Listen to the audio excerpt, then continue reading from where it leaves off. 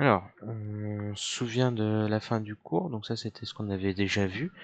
On remonte rapidement ce lien avec le nombre dérivé. On avait dit que c'était une limite d'un taux de variation qu'il y a tout en bas. Là vous voyez, je vais l'encadrer je vais l'entourer. Et on avait dit que ça c'était le nombre dérivé quand la limite existait. Et ça représente quoi, ce taux de variation? Si on regarde au-dessus, ça représente un taux, ça représente, pardon, un coefficient directeur. Et on avait dit quoi? Que c'était la droite avec le point B qui se rapprochait de plus en plus de A. Donc on prend la feuille 3 du document et on regarde, mais c'est exactement ce qu'on va faire ici. C'est-à-dire que là on a reproduit la courbe, une courbe en rouge. On a un point A d'abscisse A, d'ordonnée f de A, étant donné que c'est sur la courbe. On va un peu plus loin, en A plus H, on a un point M sur la courbe, et donc son ordonnée c'est f de A plus H. Et quand on regarde le taux de variation entre A et A plus H, donc là on voit bien que la différence sur les abscisses, donc il y a un écart de H, très bien, et entre les ordonnées, c'est f de A plus H moins f de A. Donc on voit bien différence des ordonnées, ce delta y divisé par delta x. Bon, on va pas écrire ça, mais ça fait bien référence à un coefficient directeur. Donc imaginez que le point M qui est ici se déplace, je vais le mettre en noir, donc se déplace de plus en plus, donc il se déplace ici, puis ensuite ici, ce qui nous fait toutes nos tangentes. Là on voit qu'il va se déplacer au fur et à mesure vers le point A en restant sur la courbe. Quand on dit H qui tend vers 0, c'est-à-dire que cette distance-là, enfin ce point, cette abscisse-là va se rapprocher de A. Donc autrement dit, on voit bien ici toutes les abscisses qui sont de plus en plus petites jusqu'à atteindre à peu près le A. Donc ce fameux f de A plus H moins f de A sur H, quand on prend la limite, ça revient finalement à calculer le coefficient directeur d'une certaine droite, et ça sera la droite qui est représentée en vert ici, avec la lettre T en cursif ici. Bon, fais pas attention à ça, c'est pas important. Donc la droite verte, c'est la position limite, c'est ce qu'on appellera la tangente à la courbe au point A, l'abscisse petit a.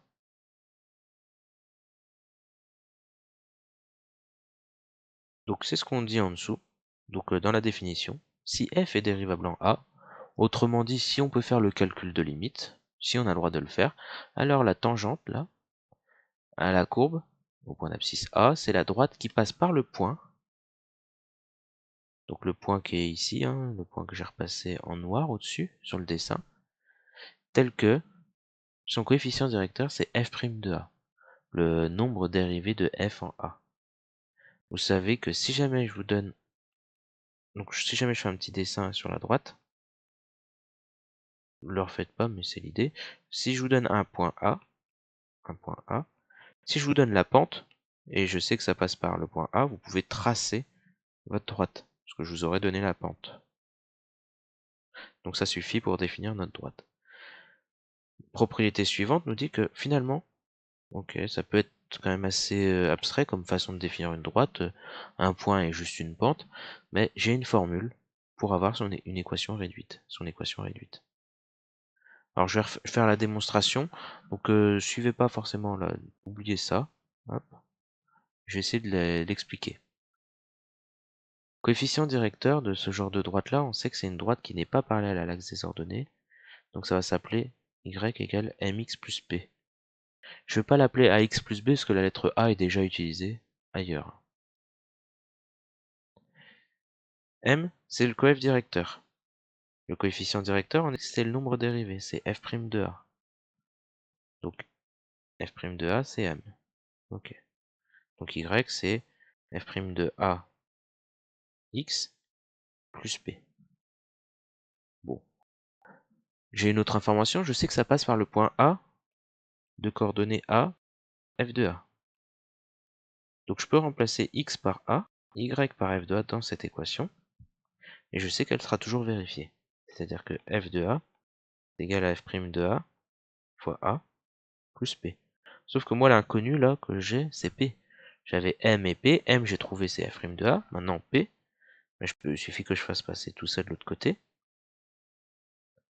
Donc P, c'est quoi? C'est f de A moins f' de A fois A. Bon, très bien. Je remplace maintenant dans mon équation, donc c'est y égale mx plus p, donc f' de A, x plus p, c'est-à-dire f de A moins f' de A fois A. Et là, je remarque que j'ai deux termes. Ces deux termes-là, ce que j'ai en commun, c'est le f' de A. Donc ces deux termes-là, je peux les factoriser par f' de A. Y égale f' de A. Bon, le premier terme, c'est x. Ensuite, moins A. Et plus loin, plus f de A. Ce qui explique cette formule. Formule qu'il faudra connaître par cœur. Voilà, donc ce qui est écrit juste au-dessus, c'est grosso modo ce que je viens d'écrire là. Maintenant, voyons voir ça sur un exemple, c'est la fin de la page 2.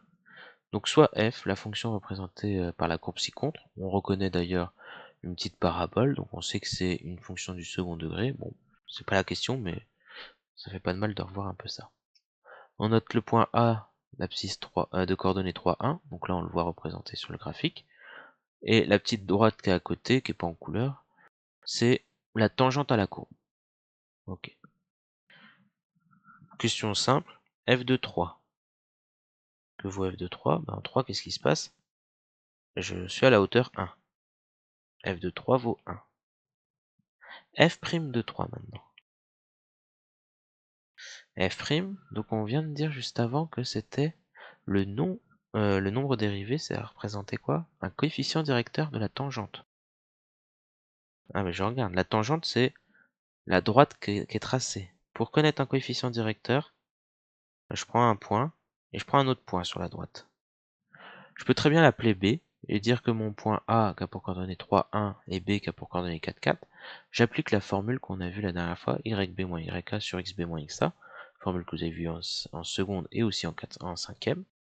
Ou alors vous faites la méthode de l'escalier pour arriver à ce point-là. Qu'est-ce que j'ai fait? J'ai fait 1 vers la droite et je suis monté de 3. Et on n'oublie pas que c'est delta Y sur delta X, c'est-à-dire la différence ça sur ça. Donc le coefficient directeur ici c'est 3 sur 1, je calcule, je laisse pas ça comme ça vaut 3. Maintenant je veux une équation de la tangente. Donc équation de la tangente. Donc en 3. Donc y, j'applique la formule f' de 3, facteur de x moins 3, plus f de 3. Donc c'est f' de a, facteur de x moins a, plus f de a. Je vais remplacer a par 3. Maintenant je remplace par les valeurs que je connais. f' de 3 c'est 3. X moins 3. F de 3 c'est 1. Bon, je développe ça. 3x moins 9 plus 1, c'est-à-dire 3x moins 8. Donc en réalité, si je prolongeais mon axe ici, je toucherais l'axe des ordonnées en moins 8. C'est l'ordonnée à l'origine. Ici, si je prolongeais. Voilà, donc je vous propose maintenant de regarder l'exercice suivant. Donc on était au 5. Faites bien attention, coefficient directeur, comment on fait, et vous entraînez au fur et à mesure.